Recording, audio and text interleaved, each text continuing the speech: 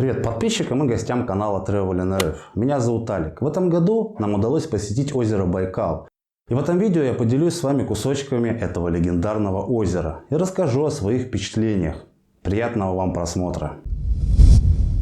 За мою поездку я смог посетить остров Ольхон и поселок Листвянка, расположенный на берегу озера. Видео построю просто, так как мне показали достопримечательности на конкретном маршруте, то есть по порядку.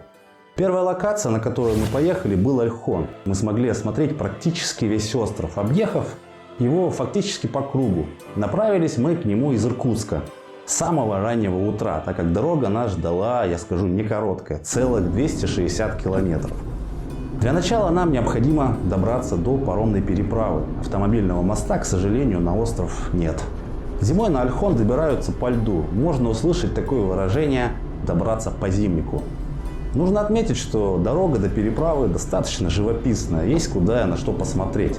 Так что нам было не скучно. Время в пути заняло чуть более 3 часов. И вот мы уже на месте. Нас уже ждет паром Семен Богатаев, а затем подплыл еще паром Дорожник. Конечно, очередь вне сезон на паром была, к счастью, небольшая. А в сезон здесь будет просто ажиотаж. Так что приготовьтесь постоять в очереди, если будете здесь отдыхать летом. Конечно, я снял кадры разгрузки парома. Мне это было интересно по причине того, что я в первый раз буду плыть на автомобильном пароме. В итоге мы заехали на паром Дорожник. А так хотелось плыть на Семене, не знаю по какой причине. Он мне показался более привлекательным. Дорога до острова – это, конечно, отдельная песня. Я весь путь любовался видами, и мне было совершенно не скучно. Да и плыли мы, пожалуй, к сожалению, всего минут 20.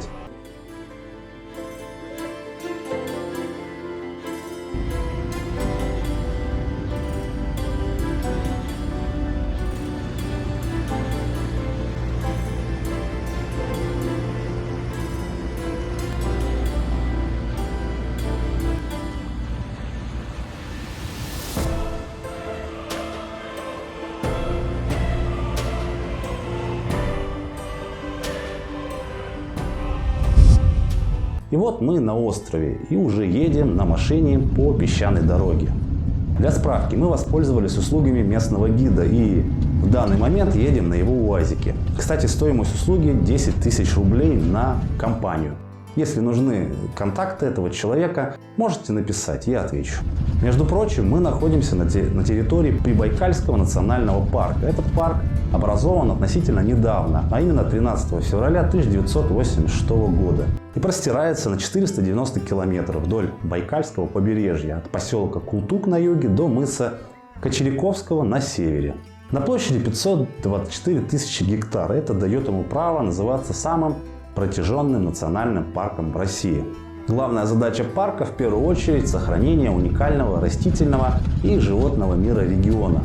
Конечно же, отмечу, что ландшафты парка разнообразны и живописны. Это и горные каменистые степи Приольхонья, населенные растениями и реликтами. Это и песчаные дюны, и соленые Тажиранские озера, и темнохвойные кедрово-пихтовые леса, тундра и, конечно, галечные пляжи на побережье. Но давайте я вам сперва расскажу о самом острове, и постепенно мы познакомимся с его достопримечательностями. В первую очередь Ольхон – это крупнейший остров озера Байкал и третий по размерам озерный остров в мире. На острове постоянно проживает 1800 человек. Он отдален от западного берега Байкала проливами Малое море и Ольхонские ворота. К востоку от острова находится глубочайшее место Байкала. Его глубина составляет 1642 метра. И это невероятная информация. Я был, честно сказать, просто поражен. Название острова происходит от бурятского слова «ойхон», что означает лесок, лесочек. Леса действительно занимают более трети его поверхности. Вообще на Ольхоне наблюдается многообразие ландшафтов. Здесь есть и степь с глубоко вдающимися в сушу, хорошо прогреваемыми летом заливами, прибалтийские песчаные пляжи с дюнами, холмами и хвойными рощами лиственничных пород вдоль берега, густые леса с участками редко растущих лиственниц, реликтового ельника, суровые мраморные скалы, украшенные густыми красными мхами, болота, пышно заросшие разнообразными водными растениями. Всего на острове 9 населенных пунктов, образующих Хужирское муниципальное образование. Большинство из них расположены в западной степной части острова. Главный населенный пункт Ольхона – это поселок Хужир. Мы как раз сейчас в нем находимся. Его главная достопримечательность – это памятник природы мыс Бурхан. Мы, конечно, погуляем по окрестностям мыса и осмотрим его самые интересные места. Исторически первым названием мыса было мыс Шаманский, а короче говоря, Шаманка. После вытеснения шаманизма буддизмом появилось и новое название святого для верующих бурят места – Бурхан. По-бурятски Эхон Эхе Бабай. Мыс оканчивается двухвершинной скалой, называемой Шаман-скала. Это одна из 9 святынь Азии. Она является одним из самых знаменитых образов Байкала. Без ее изображения не обходится ни один видеоролик или фотография озера. Высота ближней к берегу части скалы 30 метров, высота дальней части 42 метра. Дорогу к Шаман-скале туристам указывают 13 ритуальных столбов СРГ. Они как бы прообразы вечно зеленого дерева, в пышной кроне которого жили духи плодородия и покровители животных. СРГ всегда устанавливали на перевалах, где всадники делали остановку во время длительных переходов. По местному обычаю рядом с СРГ надо оставить монетку или другие дары. А к столбу привязать цветную ленту, чтобы дух, это хозяин места, разрешил пересечь его владение. Помимо показанных мест мы прогулялись по Сарайскому пляжу, расположенному с правой стороны к Малому морю. Я же его про себя назвал Ледяной пляж.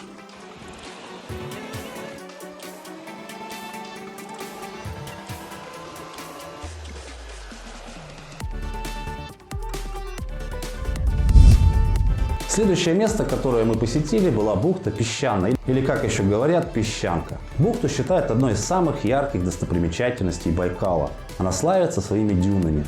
Читал, что летом, конечно не зимой, здесь настолько красиво, что фотографии бухты принимают за лазурные пляжи Франции или берега Райских островов. Раньше здесь жили люди, но они были вынуждены покинуть эти места из-за движения песков. Вот одновременно в одном месте сочетается красивое и печальное. Едем дальше по озеру к следующей достопримечательности, к мысу Три Брата, или, как его еще называют, Саган-Кушун. Свое название мыс получил из-за легенды. Вот что в ней говорится. У местного шамана было 4 детей, 3 сына и красавица-дочь. Вопреки запретам отца, дочь убежала из дома со своим женихом. Отец-шаман очень сильно разозлился и приказал своим сыновьям найти и вернуть беглянку, превратив их в орлов. Когда братья отыскали свою сестру, она умоляла не выдавать ее отцу, и братья сжалились. Вернувшись домой, они рассказали о том, что не нашли сестру, но их отец сразу распознал ложь, и в наказание он превратил братьев в каменные горы, которые так и стоят теперь здесь навеки. Жестокая и красивая легенда.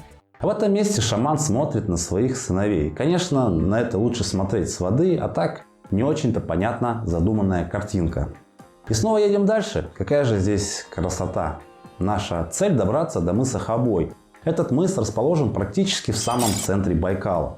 Мыс представляет собой живописные крутые скалы, обрамляющие озеро. В переводе с бурятского Хабой означает клык, что отражает форму точеных скал мыса. А если посмотреть на мыс с воды, то можно увидеть очертания женской фигуры, за что мыс получил еще одно имя – Дева. В целом, если без эмоций, нужно сказать, что мыс Хабой – это гигантская каменная плоская плита и столбовидные глыбы под резким углом, уходящие в воду. Эта особенность создает звонкое многоголосое эхо, отражающееся от монолитного камня. Летом склоны мыса покрываются пышной растительностью, редкими эндемическими видами. Например, оранжевым лишайником и душистым чабрецом. В некоторых из скал Хабой образовались разломы, сквозь которые виднеется озеро, что позволяет сделать отличные фотографии. Также вас здесь могут заинтересовать гроты, образовавшиеся в мысе у самой водной глади. Некоторые из них до 22 метров в длину. Смотровая площадка мыса, с которой открывается панорама на озеро и его дальние берега, в частности, на полуостров Святой Нос, расположенный в 50 километрах от острова.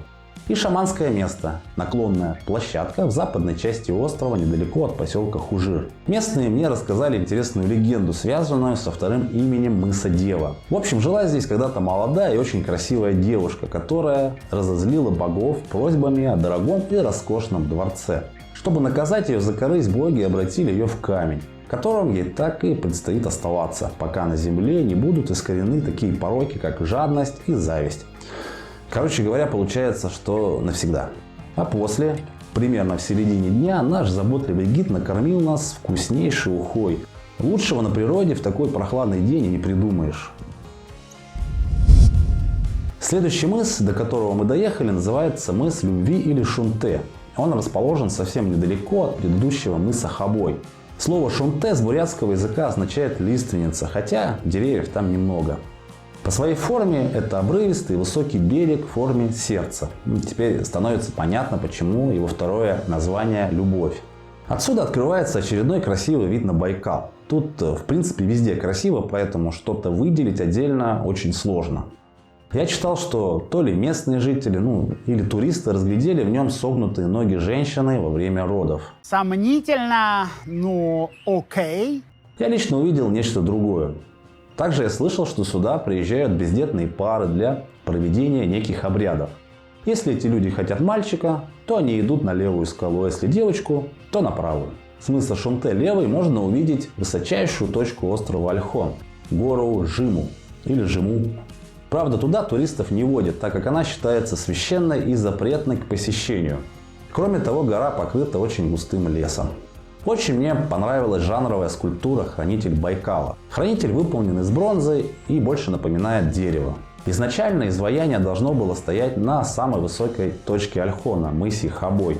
Но согласовать такое расположение не удалось. На восточном берегу острова Ольхон расположилась самая большая в окрестности пать. Это пать Узуры. Ее особенность заключается в том, что здесь есть спуск прямо к воде. И это здорово. В это время года было очень интересно прогуляться вдоль отвесных скал по льду. При замерзании озера на скалах образуется многометровый, красивый наплесковый лед и многочисленные ледяные украшения в виде сосулек и сталагмитов. Без сомнения, байкальский лед просто завораживает. Он очень чистый и приятный на ощупь.